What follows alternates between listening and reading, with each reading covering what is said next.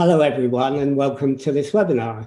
I'm Francis Seeley from GlobalNet 21 and Impel Voices, and this is one of our webinars that we do quite regularly. And we're going to look at climate change, but not just climate change. We've got in November COP26 coming up, which is a summit of world leaders, probably the biggest conference that the UK has ever held. And it's really important in terms of setting the agenda this decade for climate change. Some people believe it's one of the most important meetings of its kind. And we need to create awareness about that and have input into that. And we've got with us Fiona, who is from the Climate Coalition. She's campaign manager. She'll tell us about that. And she's going to tell us about the background to that and also how we're going to try and make a splash in September prior to the COP26 meeting. So Fiona, thank you for joining us today. Can I start by you just telling us a little briefly, a little bit about your background and your interest in climate change? So I work at the Climate Coalition, which is a coalition of over 100 organisations, and it's kind of the ones you'd expect to be in it, like Greenpeace, but then also some development organisations like Oxfam, and then increasingly in recent years we've got some more traditional sorts of organisations like WI and National Trust, but as well as that, we've got local groups like the brilliant Cambridge Carbon Footprint and others like that. So it's a real mix of civil society organisations. I've worked at the Climate Coalition for about 10 years now. So I've been involved in it for a long time. And before that, I worked for a different climate organisation. And before that, I got into it through conservation, basically, and I really worried about the Amazon rainforest. So that's my background. Well, I've seen some pictures of your previous life, and I can see you've been very active in the climate protest movement, which is really great. I mean, a lot of people will know what the Climate Coalition is, but not everyone will. So maybe you could tell us, what that is and what's its purpose. Yeah. So we basically our main aim is to put pressure on the government so that they increase their ambition on climate change. We focus on using public mobilisation and raising public voices to put pressure on the government. We obviously get involved in some political negotiating, and we develop some policy positions and things like that. But we work with other partners to do that, and we really try and get people out. And one thing that we've realised, I guess it's been for the last 5 or 6 years, is there was just a realisation that particularly with the government at the time, and I think it's still fair to say the government of this time, the way that we were going to influence the government needed a bit of careful thinking about. So we organised huge demos before, but then we realised that that's really important. But what we also needed is to kind of really amplify the voices of the vast majority of the UK public that care about this. So it's about 75% plus of the UK public are concerned about climate change, but you wouldn't necessarily know about it. We know more about it in the last year, but there's a lot of people who don't necessarily show it because they don't feel like activists, and so we try and develop ways for those people to be a bit more visible in their concern. So, I mean, you're about creating awareness, but you're also about putting pressure on government. I mean, I just posted an article which read, Canada, Norway, UK, hypocrites because coal mines, Athabasca Sounds, oil is still going ahead. So in a way, you have a lot of work to do, don't you? Yeah, we really do. And actually, it's towards the end of last year, it really felt like we were having some wins. And what we really wanted in the lead up to COP is obviously for the climate summit to be really successful, but also to use that as a way of getting the government to really step up. And they've got the net zero climate target, which came in a couple of years ago, but they didn't really have any policies to deliver it.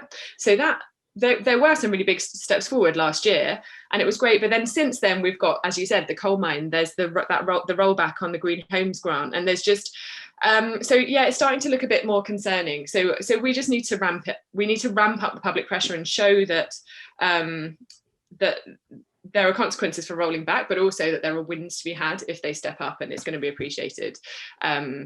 So, yeah, there's lots to do.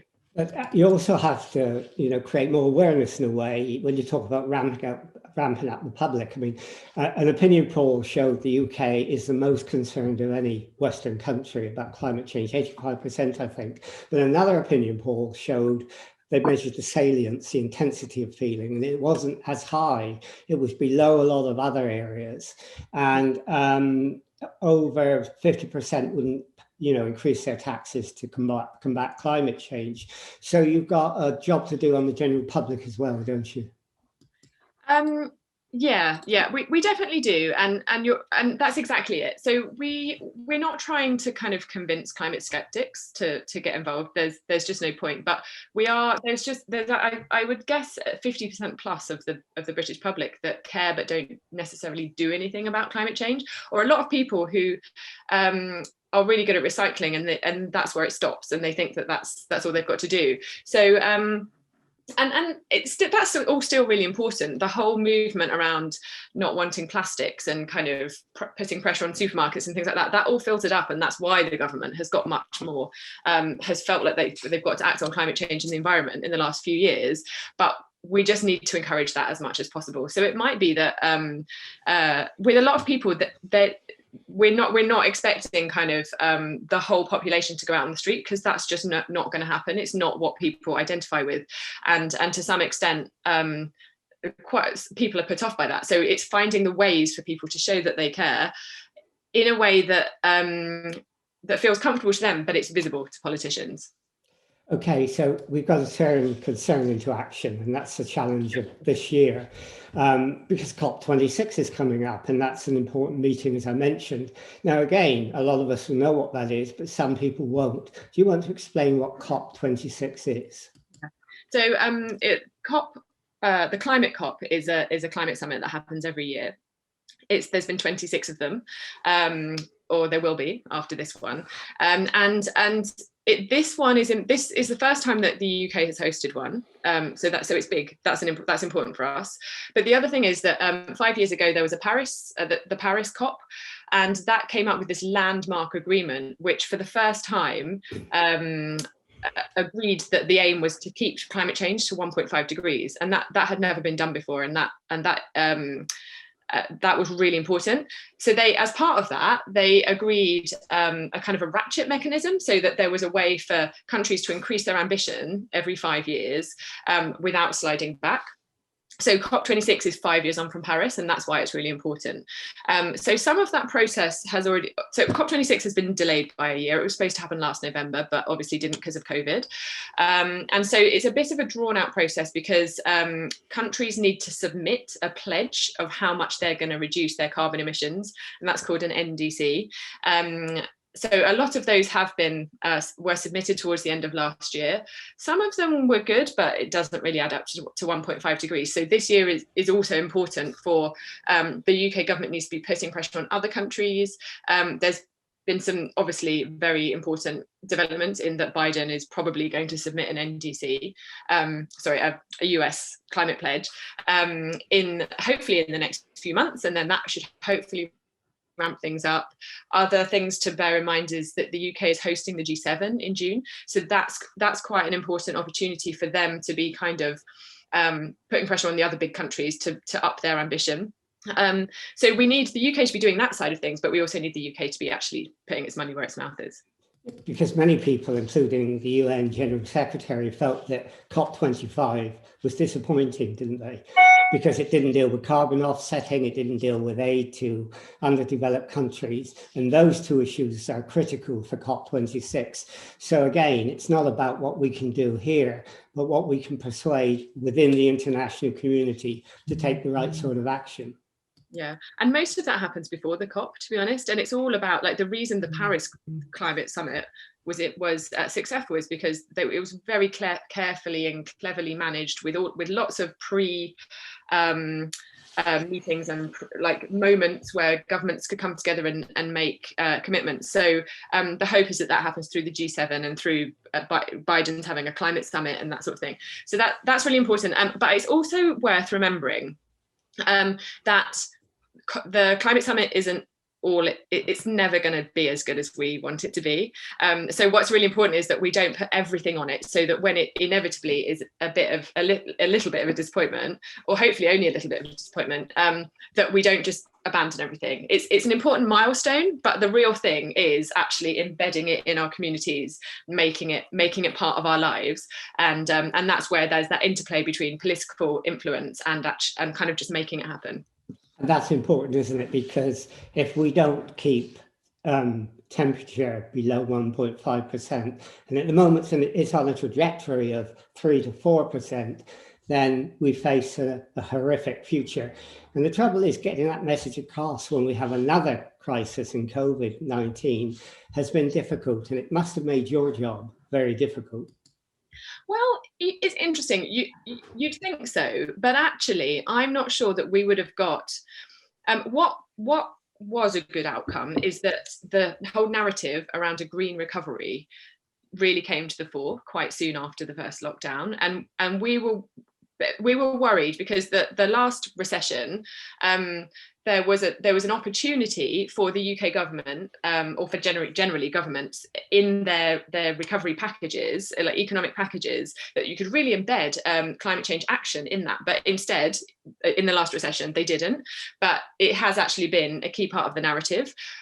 Obviously, the action doesn't go far enough, but in the UK and in a lot of other major countries, climate change has been on the agenda as they're making these decisions. And that's really important, because not only is it important because we get what we need, but the risk there was that if climate change wasn't anywhere, we would be locked into this kind of high carbon society for a decade or more. So actually, I feel like it's not as rosy as we'd like, but in a way, I think that is one of the things that we're probably in a better position in terms of climate change than we would have been if COVID hasn't happened.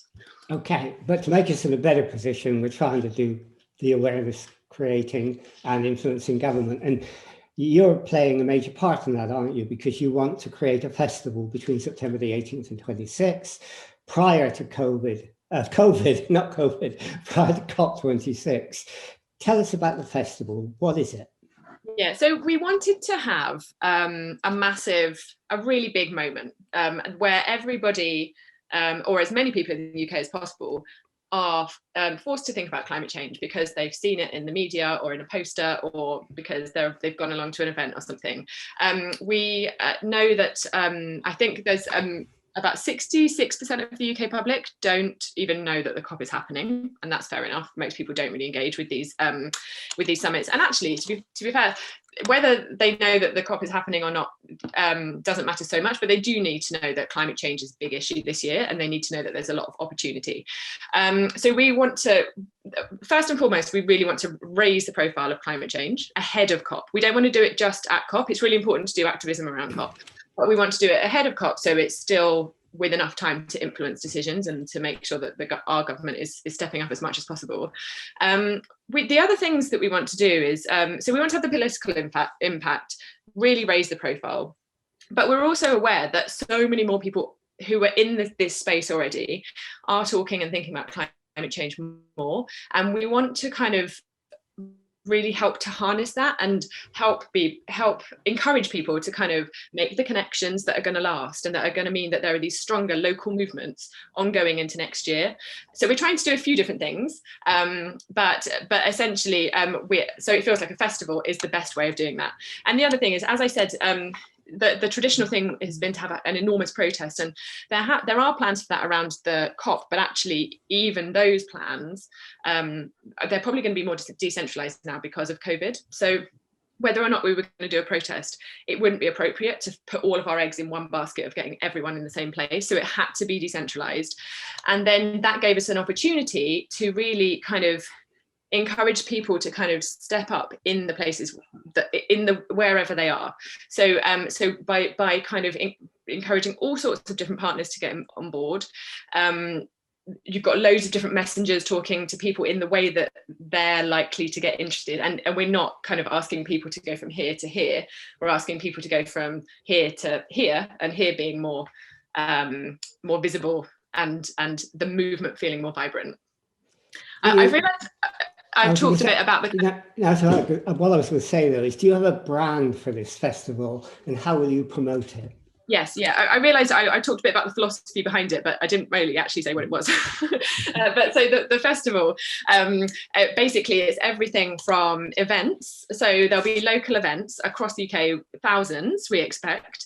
And that's anything from, clothes swapping to electric car showroom. It could be a climate makeover, it could be tree planting, it could be litter picking, it could be a church service that's climate themed, or services in other places of worship. The idea is that it's anything like sports events and things like that. So there'll be those events, and then this is where Enfield, I'm really excited about what's happening in Enfield, because we'll have hubs, so like local festivals as part of that, and that's inspired by festivals like Fest in St Albans, and they've been building theirs up over 5 years, and they've got to the point where they've got 200 events as part of their one festival. So we hope that there'll be a lot of them. There's been lots of interest, and I'm very excited about Enfield being involved in that. And then alongside all of that, we're building up partnerships with kind of broadcasters, really high level partners. We heard that we're almost certain that a very well-known Premiership football league football team is going to support it. So now we're excited, and we're like, what other very high-profile football teams can we get on board? And then also cultural partners and things like that. So the idea is that it's a bit of a kind of comic relief style vibe, where it's everywhere in the community, but it's also really high-profile in the media. Have you given it a name yet that people can relate to? Well, to be honest, I think it's going to end up being something very similar to Climate Festival. We're playing around with names. We're testing them actually with some of our target audiences.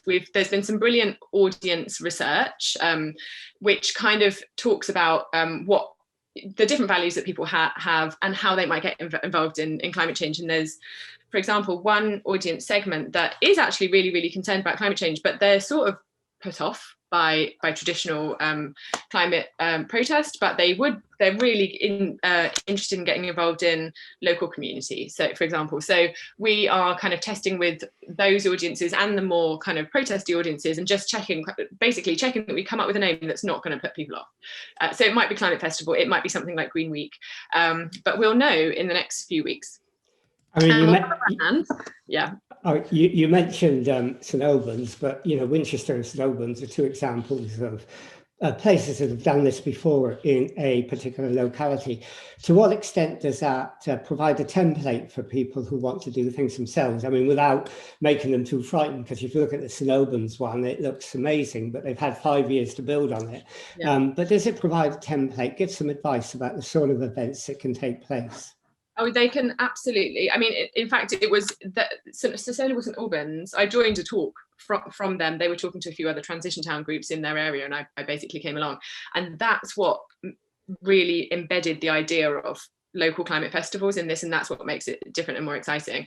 So we've just been talking today about probably what we'll do in early April is ask some people who have organised festivals in the past to kind of do that, to basically do a webinar with a whole load of groups that are interested, so that they can learn. But they have very clear guidance. So there's, for example, number one is kind of talk to the other key organisers and multipliers in your area. So who are the other people that can actually really put time into this? Then you think about who's within your reach, who are all of the organisations and businesses and companies and all of this stuff that are potentially interested in climate change. Can you ask them to do something? And then you ask who they know, and then you kind of just keep widening your networks. And essentially the organising model is that those people in the centre aren't really organising the events, but you're the ones that are kind of really holding it together, and you're the ones that are kind of encouraging everyone, doing loads and loads and loads of coordination and liaising,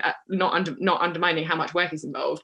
But the reason it's massive is that you are kind of holding together this network of people who are going to host loads of events. So in holding it together, I mean, do you have any publicity that can help local groups, and in what way can you support them? Yeah, so we are developing a web platform. So that will be essentially a way of listing all of the events that are happening on it. And you'll be able to filter it by type of event, by locality. So that means that, and then it will be possible for local festivals to embed that on your own site or in the most appropriate place, so that, for example, you can send people, you don't have to build anything, but you can send people to this, you've basically got an events listing so they can see everything that's going on in Enfield at that time. So that's the first thing. We'll have kind of template promotional material that people can use, so that will be developed with the brand. And I suppose the other thing is that because all of the events will be coming into this kind of national platform, and then obviously you'll have all the Enfield partners promoting, but also there'll be these national partners promoting, and potentially very high profile ones that have lots of really big followings. So that will bring other people in that might not necessarily be tapped into the networks within each area. So yeah, a bit of kind of concrete, resource, but also the kind of the awareness and bringing in new people. Okay, so when you do things nationally, I mean, I guess you do some national events as well. What sort of ones are you planning that might be fed into the programme of local events as well? Interesting. So, well, for example, so one of our coalition members is Global Citizen, and they do a concert every year in New York as part of the US Climate Week, and there's a UN summit. So they're doing a satellite concert in the UK. Obviously, how much of a concert is going to be depends on COVID, but that will be happening during the week. So that's an example of a big event, which I'd be amazed if there isn't some element of live streaming. So that could also be a feature for local festivals that people can get involved in. And that is the I mean, there's other examples that are probably a bit more local. So we know that there's going to be a massive Glasgow climate fringe festival, but I think that one of the things might happen, we're doing all sorts of scenario planning around what happens if we're still in lockdown, God forbid, in September. But one of the benefits of all of this is that there will be much more live streaming or sharing of videos from other areas. So it's almost like it will be super local in one way, but you'll also have access to the rest of the things that are happening in the other parts of the festival. So I think we need to figure out exactly how that works, but you almost, anything that's online will probably be accessible to anybody who's signed up. Someone's asked, they're from Northern Ireland, how will they find out what's going on in their area? Do you have that up in your website already, local hubs, so people know where to go? Or is that something in the planning?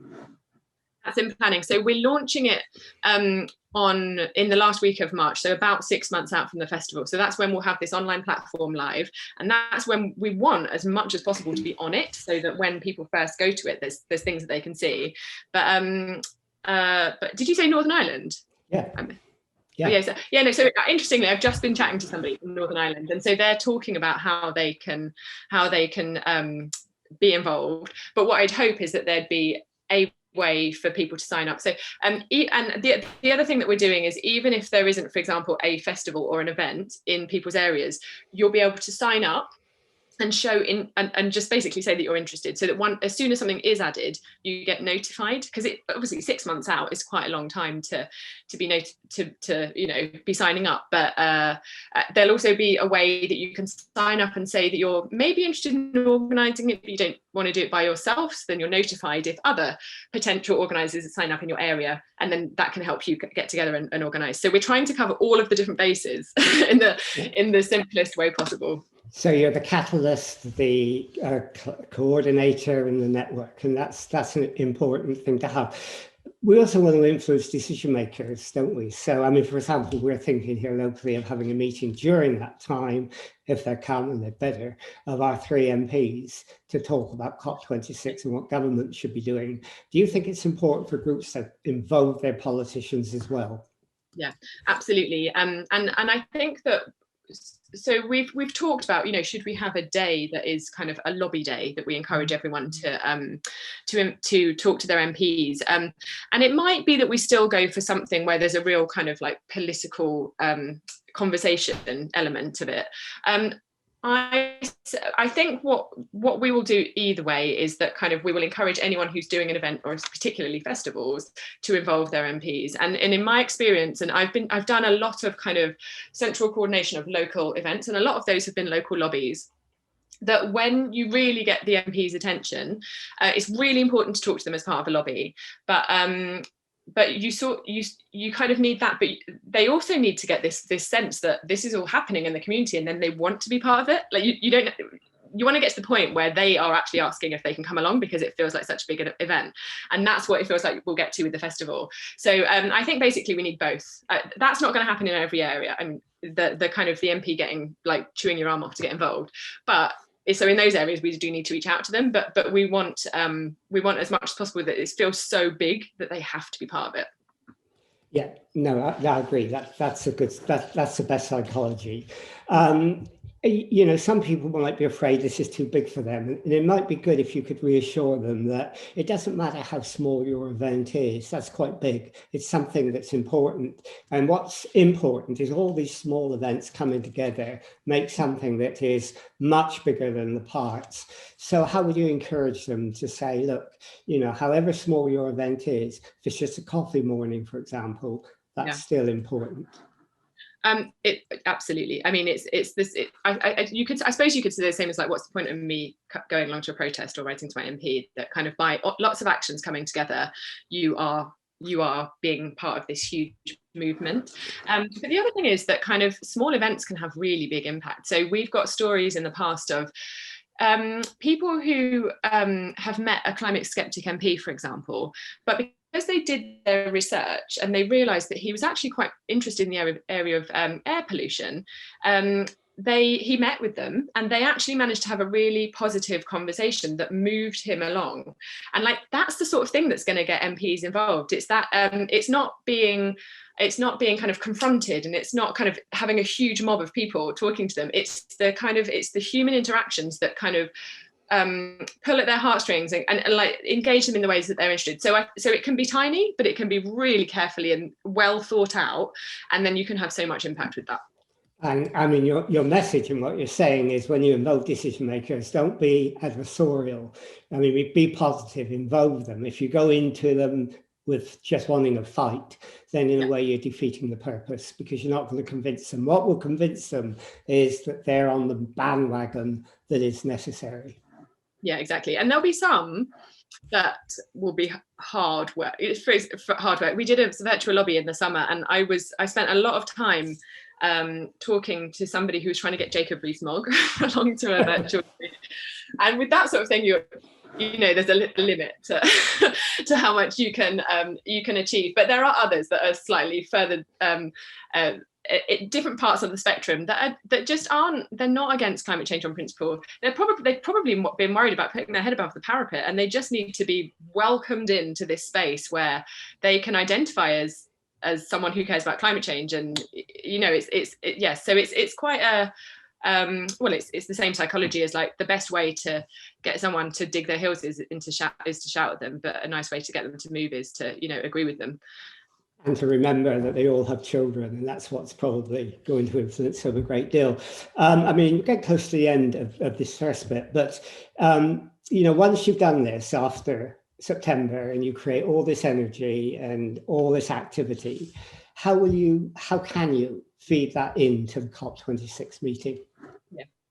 So there's a few different ways that we'll do that. So one is by the sheer scale of it. So it's, you know, by it being big enough, politicians will want to engage. But we'll do a lot of kind of political engagement as part of that. We'll hold parliamentary events. For those that are meeting MPs, we'll kind of suggest a number of top line asks, so that all MPs are getting the same ask. They're all feeding them back to Parliament. So there's the kind of traditional parliamentary engagement and political engagement.